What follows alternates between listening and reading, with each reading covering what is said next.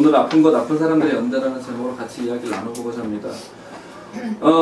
그 며칠 전에 그 국민TV라고 하는 곳에서 가입 18년 OECD 통계를 본 한국이라는 그 보도가 아마 12월 12일 날 우리가 이제 OECD 가입했거든요. 그 내용을 정리한 거를 제가 이제 물론 그 내용이 다는 아닙니다만 주보 앞면에 실었는데 같이 보면서 생각하면 좋겠는데 그 내용을 보면 참 참혹합니다. 우리가 생각하는 국가, 우리가 국민을 보호하고 국민의 행복을 보장하는 국가, 우리가 어찌 보면 어릴 때 데모와 가두투쟁을 통해서 만들려고 했던 국가는 점점 없어지고 국민을 못 살게 하는 국가, 국민의 것을 빼앗는 국가, 그리고 국민에게 호통치는 국가, 그리고 국민에게 강제하는 국가의 모습만이 남아있는 것 같아서 씁쓸함을 지울 수가 없습니다. 그 내용을 좀 같이 보겠습니다. 첫 번째가 이제 아마 자살률 1위인데요. 이게 이제 물론 OECD 국가 간의 비교이긴 합니다만은 이 자살률 1위는 2003년부터 우리가 10년 동안 1위를 해오고 있어요. 그래서 2013년 OECD 회원국의 평균 자살률이 인구 10만 명당 12명이거든요. 12.1명인데 우리나라 자살률은 그보다도 높은, 2배나 높은 28.5명입니다. 그러니까 2배가 더 높죠. 지난해 한 1년 동안 14,427명이 죽었고 하루에 약 40명이 스스로 목숨을 끊었습니다. 요즘 하도 자살을 하니까 이제 뭐 보도도 별로 되진 않는 것 같아요. 근데 우리 주변에 하루에 40명이 자살을 하고 있는 거죠. 또 산업재해 사망률도 이제 1위인데요. 2013년에 산업재해로 사망한 노동자들도 10만 명당 21명이니까 OECD 다른 나라들의 자살 인구보다도 2배 가까이가 높은 거죠. 그래서 OECD 가입 22개국 중에 1위를 차지했습니다. 지난해 1년 동안 이제 그렇게 하루에 5명 가까이가 일을 하다가 사망을 했는데 이게 우리나라가 이렇게까지 그 산업재해 사망률이 높은 나라라는 생각이 저도 들었습니다. 이게 1970년대, 80년대에는 우리가 이제 중화학공업 많이 일으키면서 뭐 프레스에 손이 잘리거나 이런 것들이 이제 뭐 우리가 박노일씨 시를 통해서나 아니면 여러 가지 매체를 통해서 많이 보고 했는데 이렇게 많이 죽는다는 이야기를 보면서 저도 너무 놀랐습니다. 그리고 이제 가계부채 1위 가장 심각한 거죠. 6년간 가계부채 증가율이 연간 평균으로 계산하면 한국은 8.7% 증가율을 기록해서 이제 또 1위를 했고요. 이게 네 번째가 남녀 임금 격차 1위인데 남성이 받는 월급을 100이라고 했을 때 여성이 받는 월급은 62.5 정도밖에 안 되는 거죠. 그래서 우리 교회는 특별히 이제 한국의 목사님 때부터 하나님을 고백할 때 이제 아까 그 말씀을 잠깐 드린 것처럼 여성을 조금 더 왜냐면 우리 사회 가장 약자인 거죠. 이렇게 보면 절반보다 조금 더 받는 건데 심각한 수준에 있다라고 말할 수 있을 것 같습니다. 그리고 다섯 번째가 가장 마음 아픈 걸로 칠 수 있겠는데 노인 빈곤율 1위. 그래서 한국의 노인 빈곤율은 48.6%예요. 그러니까 노인 2명 중에 1명은 빈곤한 거죠. 그래서 OECD 국가의 평균 빈곤율이 13.5%인데 우리 이제 길거리 다니면서 폐지 줍는 노인들을 많이 봅니다만은 3배 이상 높은 걸 나타냈고요. 그 아래도 뭐 여러 가지 보면 청소년 흡연율, 그 다음에 이제 뭐 최저임금, 저임금 노동자 비율, 그 다음에 교통사고 사망률, 그 다음에 이제 뭐 학업시간, 이게 너무 슬프죠? 아이들. 그 다음에 이제 어린 행복지수 낮은 순위로 1위고, 청소년 행복지수도 낮은 순위로 1위이고, 이혼 증가율 1위, 그 다음에 이제 요즘에 이거 21번, 22번은 같은 내용인데, 결핵 환자 발생률과 사망률이 1위라고 하는 거는 좀 너무 놀랍습니다. 왜냐면 결핵 환자라고 하는 건 사실은 안 좋은 환경에서 살고 있는 사람들이 많이 발생하는 일인데요. 이게 이제 공중보건의 체계가 실제적으로 많이 망가졌다 이렇게 생각이 좀 들었고요. 국가부 채무 증가율도 1위고, 자살률 당연하고요. 이게 이제 거꾸로 1위를 한 부분에서는 이제 역시 복지 분야가 많이 차지하고 있는데, 2011년에 국내 총생산 대비 공공사회복지 지출 비율은 9.1%로 OECD 평균인 21.7%의 절반도 되지 못했고요. 한국 정부의 정책으로 인해서 빈곤율 감소 효과는 2.5%로 나타났는데 역시 꼴찌로 나타났습니다. 그런데 이제 예를 들어 빈곤을 없애기 위한 정책을 펴는데 핀란드는 24.4%, 독일은 24%, 24.2%, 멕시코가 6%, 그 다음에 터키가 3.1%의 빈곤율 감소 효과가 정부 정책으로 있는데 한국은 이제 2.5%의 감소 효과가 있고 이런 것들이 이제 노인 빈곤율로 그다음에 이제 사회 빈곤율이 높아지면서 이제 뭐 자살이라든지 우울증 이런 부분으로 나타나고 있는 것 같고요. 역시 여성 1인당 평균 출산율은 이제 2013년에 1.19명으로 이것도 벌써 한 10년 가까이 우리나라가 1위를 하고 있는 거죠. 그러니까 많은 사람들이 자살을 하고 또 아이를 낳지 않기 때문에 우리 사회가 20년 후에 이대로 지탱할 수 있을 것인가에 대한 심각한 의문들이 들고 있는데 31번부터 이렇게 보시면 뭐 이거는 그냥 누군가가 블로그에서 정리해 놓은 거예요. 그래서 뭐 신빙성을 잘 모르겠어요. 근데 정말 50가랑을 한 거죠. 우리나라가 50개에서 1위를 했는데 하나 더 있어요. 하나 더 있어요? 뉴스에 나온 게 네. 자살률 중에서 노인 자살률. 노인 자살률도 물론 1위입니다. 네, 제가 네. 말씀을 드리려고 했는데 노인 자살률은 우리나라 평균 자살률보다 2배가 높아요. 네. 15세 이상 술 소비량도 1위고 독주 소비량 1위, 근무 시간 많은 국가 1위. 그다음에 뭐 45번 제가 제일 길려요. 어느 게 제일 네? 45번 제가 제일 길려요. 네, 양주 소비 네. 네. 제가 제가 기여하고 계신 거죠? 예? 기여하고 계신 예, 거죠? 기여하고 있습니다. 제가. 네, 네. 얼마 되셨어요? 그 다음에 이제 더 웃긴 거는 은메달 7위가 은메달도 7개가 있는데 상하이 소득 격차 심한 순위가 2위고 국공립대 등록금 가격 비싼 순위로 2위고 아마 1위가 아마 미국일 것 같은데요. 네. GDP 대비 공교육비 2위고 뭐 이런 것들이 있습니다. 성범죄 발생률도 2위라고 하네요. OECD 국가 중에서.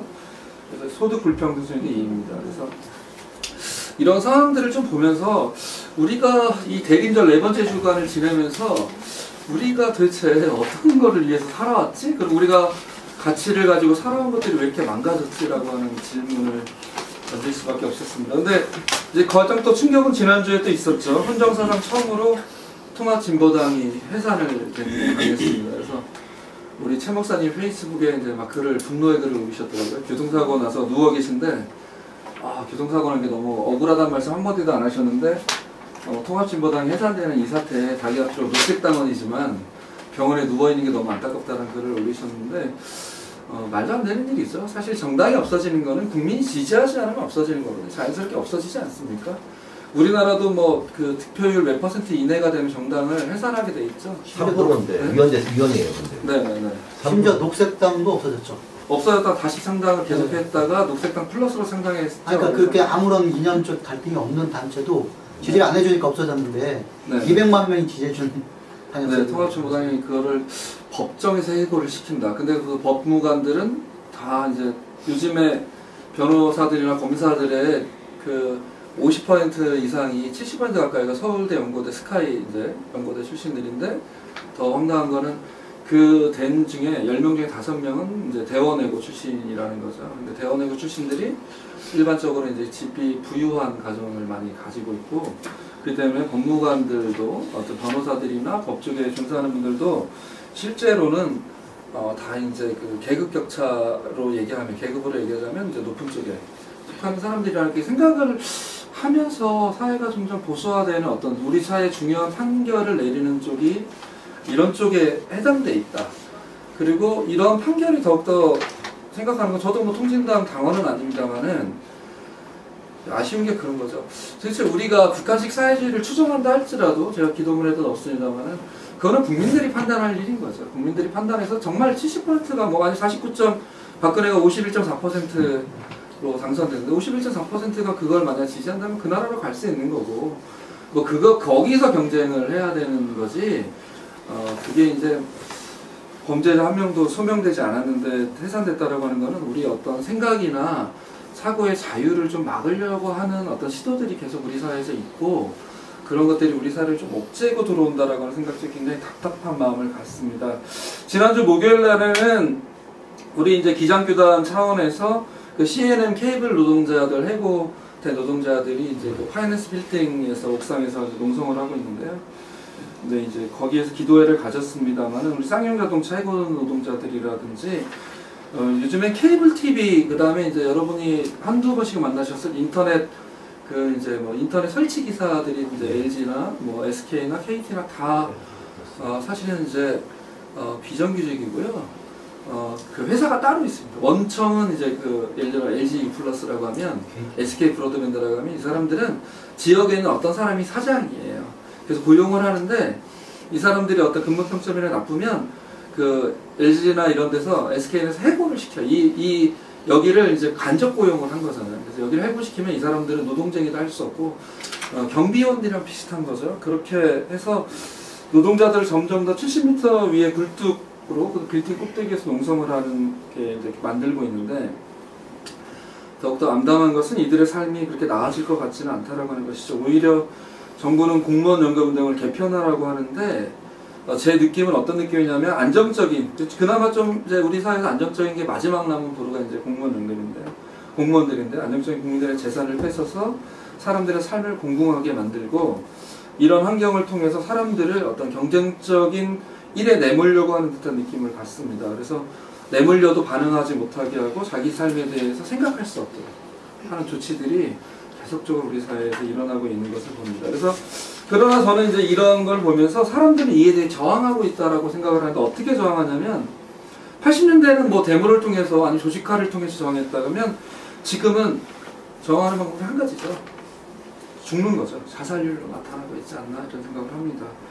최저 출산율, 자살률이 아마 이런 사회 분위기에 더 이상 조직도 할 수 없고 조직적으로 싸워도 어렵고 그렇기 때문에 이제 자살률과 최저 출산율로 나타나는 것 같습니다. 저를 가장 마음이 아프게 하는 것은 청소년들과 아이들의 행복 지수가 가장 낮다라고 하는 것이고 노인 빈곤율이 가장 높다라고 하는 것이죠. 비록 좀 아까 이제 우리 이재산 목사님이 말씀하셨지만 노인 자살률은 현재의 자살률보다 2배 가까이 높게 나타난다는 점에서 우리의 마음을 아프게 합니다. 사람들이 이제 저항도 없고 더 이상 몰릴 대로 몰려서 빠져나갈 궁지가 없기 때문에 이제 많이 이렇게 선택을 하는 것인데 이런 상황들이 이제 우리 사회에서 일어나니까 우리들은 또 더욱더 아둥바둥해지죠. 나누기보다는 나 혼자라도 살아야 되는 생각을 갖게 되고 또 노인 또 빈곤율을 보면 더욱더 심하지 않습니까? 그런 불안들을 가지고 있고 또 이런 모습을 우리의 모습을 지켜보면서 청소년과 아이들은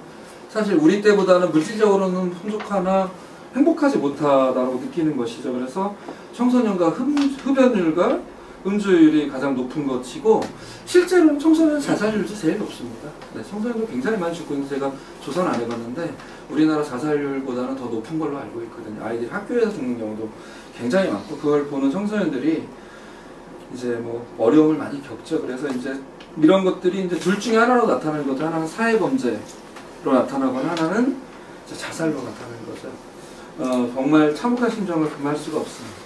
이런 우리 사회를 보면서 갑자기 어떻게 해야 되지? 무엇을 해야 되지라고 하는 생각을 해보게 됩니다. 여러분 어떻게 하면 좋을까요? 우리는 무엇을 위해 살고 있고 무엇을 해야 할까요? 우리 교회는 개인뿐만 아니라 우리 교회는 또 무엇을 해야 할까요? 지난 수요일에 제가 참석했던 그 마을 워크숍에서 한 모임에서 흥미로운 질문을 제가 들었습니다. 그 질문이 이런 거였어요. 우리 몸의 중심은 어디일까요? 라는 질문이었습니다. 우리 몸의 중심은 어디입니까? 병준 씨는 알고 있을 것 같고 같이 참석했으니까. 우리 몸의 중심은 어디일까요? 심장인가요? 머리인가요? 네, 우리 몸의 중심은 아픈 곳이라고 이야기를 하더라고요. 강사님이. 왜 아픈 곳이냐면 여러분 아시잖아요. 가시 하나만 찔려도 정말 거기에 신경이 다 가 있잖아요. 저 창문 열다가 선인장이 요만큼 찔렸는데 계속 신경 써요. 여기 요만큼 찔렸는데. 그런데 이 질문을 한번 확대시켜보자는 거죠. 우리 사회로. 그럼 우리 사회의 중심은 어디일까요? 우리 사회의 중심은 고통당한데요. 네, 강남이라고 생각하잖아요.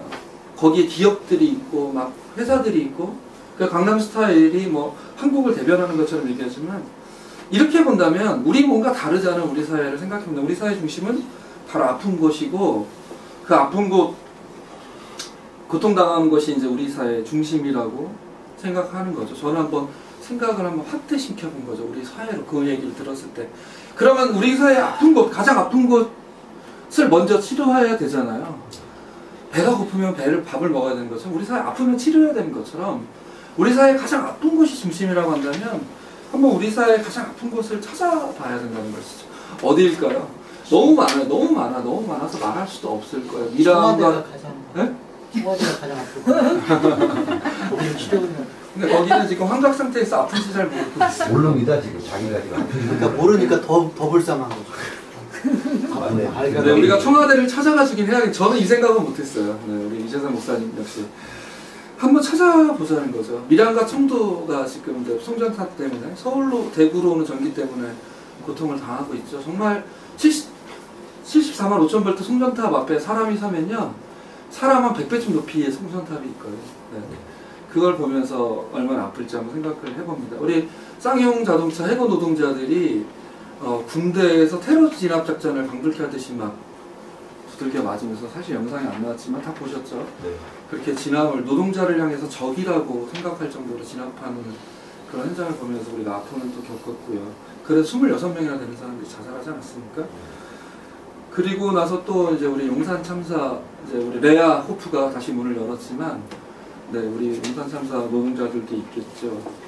또 우리 뭐 1년이 넘게, 지금 1년 가까이 10개월 동안 넘게 이제 세월호의 아픔이 있었는데, 또 있었죠. 우리 아이들이 또 아프죠. 또 우리 창신동도 사실 뭐 아픈 것 같아요. 네, 이 동네도 아픈 것 같고, 또 우리 다문화 가정 아이들은 그래도 우리 다문화 넘어서가 있어서 행복하지 않나 이렇게 생각을 하는데, 우리 이렇게 아픈 것들이 정말 너무나도 많은 것 같고, 그 사이에서 많은 사람들이 또 죽어가고 있습니다. 근데 사람들이 죽는 이유는 무엇일까요? 정말 돈이 없어 죽을까요? 우리 김구라가 공황장애에 걸려서 병원에 입원을 했다는데, 그 가장 죽는 이유는 저는 보기에는 아무도 그 사람의 아픔에 공감하지 않기 때문인 것 같아요. 네. 또 사람들이 죽는 이유는 아무도 그 사람의 짐을 나눠주지 않기 때문이죠. 사실 우리도 내몰리고 있잖아요. 이렇게 내몰리고 있잖아요. 한 프로젝트가 끝나면 다음 프로젝트가 있어요. 언제나 끝이 있는 프로젝트가 없어요. 그래서 우리 한병철 교수가 얘기한 것처럼, 피로사회라고 하는 것을 얘기한 것처럼, 늘 우리는 그냥 과정만 있고 일하는 현장만 있고 쉼이라고 하는 게 없어져 버린 세계 속에 내몰리고 있는데, 그런 과정에서 우리는 옆 사람을 돌아볼 여유, 옆 사람을 챙겨볼 여유가 없기 때문에 많은 사람들이 죽는 게 아닐까라고 생각을 합니다. 물론 우리 교회 분들은 뭐 그러지 않은 분들만 모여 계신 것 같긴 한데요. 아멘. 우리 지배자들의 통치술은 어떤 거냐면 분열시키는 것입니다. 맨 처음에는 정규직과 비정규직으로 분열시켰어요. 그래서 이제 비정규직을 점점 늘려가서 정규직은 30%도 되지 않습니다. 우리 한국사회 고용에서 정규직과 비정규직을 분열시켰죠. 그 전에 분열된 건 사실은 이제 남자와 여자를 분열시켰어요. 그래서 아까 남성과 여성의 월급 차이가 나타나는 거고요. 성별로 분열시키고, 또 그것이 남자와 여자로 정규직과 비정규직으로 분열시켰죠. 그리고서는 이제 특수한 노동자의 현장인 것처럼 분열시켰어요. 어떻게 분열시켰냐면, 쌍용자동차 특수하다, 걔네들만 문제다라고 하는 걸 분열시켰죠. 근데 그렇게 소규모로 분열시키는 곳이 뭐 유성기업이라든지 쌍용자동차, 그 다음에 이제 뭐 콜트콜텍이라든지 재능 그 파견 노동자들, 그 다음에 이제 경비원들, 이렇게 분열시키고요. 또 이제 도시와 농촌을 분열시키는 게 이제 송전탑 문제인 거죠. 그래서 분열시켜서 연대하지 못하도록 하는 것이 통치자들이 가장 즐겨 쓰는 통치술이라고 하는데, 그래야 해서 결국은 어떻게 만드는 거냐면 개인을 다 개별화시키는 거예요. 이전에는 노조라고 하는 것을 통해서 연봉 협상을 했다면, 지금은 다 연봉제로 갔어요. 개인의 성과에 따라서 월급을 받기 때문에 이 사람과 내가 같은 부서에 있어도 연대할 수가 없는 거죠. 그런 것들로 다 분열시키고 개인을 개인으로 만들어서 저항하지 못하도록 하는 것도 있는 거죠. 물론 이것에는 합리적인 면도 있습니다. 개인이 개인으로 돼서 되는 것들이 합리적인 면도 있지만, 우리가 개인으로만 살아갈 수는 없는 사회 속에 살고 있죠. 우리는 공동체라고 하는, 어쨌든 국가라고 하는 공동체, 아니면 지역이라고 하는 공동체, 아니면 교회라고 하는 공동체에서 틀 속에서 자기가 위안받으면서 동감을 하고 서로 같이 나누면서 살아가야 될 가치들이 없어지는 것이죠. 그래서 이제 제가 뭐 가져오긴 했어요. 여러분들 너무나 잘 아는 시, 그리고 아무도 없었다라는 누구죠? 마르틴 니밀러 목사의 시가 있지 않습니까? 제가 읽어드릴까요? 나치가 공산당원을 잡아갔을 때 나는 침묵했다. 나는 공산당원이 아니었으니까. 그들이 사회민주주의자들을 가뒀을 때 나는 침묵했다. 나는 사회민주주의자가 아니었으니까. 그들이 노동조합원을 잡아갔을 때 나는 항의하지 않았다. 나는 노동조합원이 아니었으니까. 그들이 유태인을 잡아갔을 때 나는 침묵했다. 나는 유대인이 아니었으니까. 그들이 나를 잡으러 왔을 때 아무도 없었다. 저항해줄 수 있는 사람이.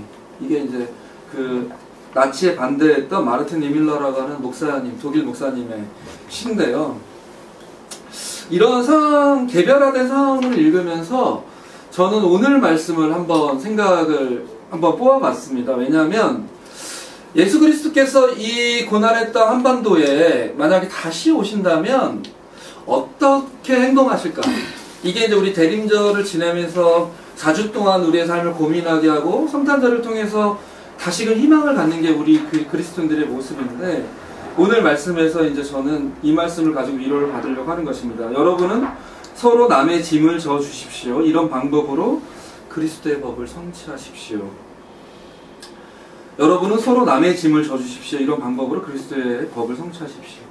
우리가 통합진보당 당원들을 위해서 지을 수 있는 짐은 어떤 것일까요? 예수 그리스도는 서로 연대하는 것만으로 얘기하진 않으셨어요. 다른 존재이지만 하나의 하나님 아버지를 보신 우리 존재로서 우리가 형제자매라고 한다면 서로 간의 짐을 어떻게 질 것인지, 어떻게 공감할 것인지, 어떻게 동감할 것인지, 그게 뭐 직접적으로 돈을 주는 행위는 아니지만 바울은 그게 예수 그리스도의 핵심이라고 본 거예요. 짐을 져주는 것. 그게 그리스도의 법을 성취하는 거라고 바울은 이 갈라디아 사람들에게 얘기하는 거예요. 갈라디아가 분열되어 있었죠. 물론 신앙적인 분열이었습니다만은 지금 개별화된 우리 한국 사회에서 다시 한번 성경의 말씀, 예수 그리스도의 삶을 이야기하고자 하는 사람들이 있다면 지금은 어떤 얘기를 해야 되냐? 그냥 사랑하라라고 하는 어떤 추상적인 말이 아니라 서로의 짐을 져주라. 서로의 짐을 져주라. 그리하여 한 몸이 되는 그리스도의 법을 성취하라. 라고 하는 이 말씀을 드리고 싶었던 거죠. 여러분들 혹시 우리 통합진보당 당원들의 짐을 좀 져주시고 계신가요? 아니면 우리 밀양과 청도에 그 어르신들의 아픔을 지어주고 계신가요? 오히려 밀양의 어르신들은 2박 3일간을 그 나들이를 통해서, 송년회 나들이를 통해서 고난받는 그 노동자들을 찾아보고 3일 동안 찾아보시고 돌아가셨어요. 그래서 뭐 세월호 유족도 만나고, 여기 파이낸스 빌딩의 CNM 노동자들도 만나고, 그 다음에 이제 뭐 이렇게 어려운, 오히려 고통당하신 어르신들이 오히려 그 고통당하는 사람들을 찾아보면서 짐을 나눠주시더라고요. 용산 그 레아호프도 가시고, 이렇게 보면서 우리가 그리스도인이라고 고백하는 사람들, 지금 내가 그리스도인이라고 이 땅에 그리스도인을 살겠다 고백하는 사람들이라고 한다면, 저는 바울 사도가 말한 갈라디아서 6장 2절의 말씀을 대림절 마지막 날, 이 성탄절을 3일 앞둔 이 날 여러분에게 드립니다. 여러분들 기도 가운데 그리스도의 법을 성취하는, 여러분 삶 가운데서 그리스도의 법을 성취하는 여러분들이 되시길 바라고 또 제가 됐으면 좋겠습니다. 같이 묵상하겠습니다.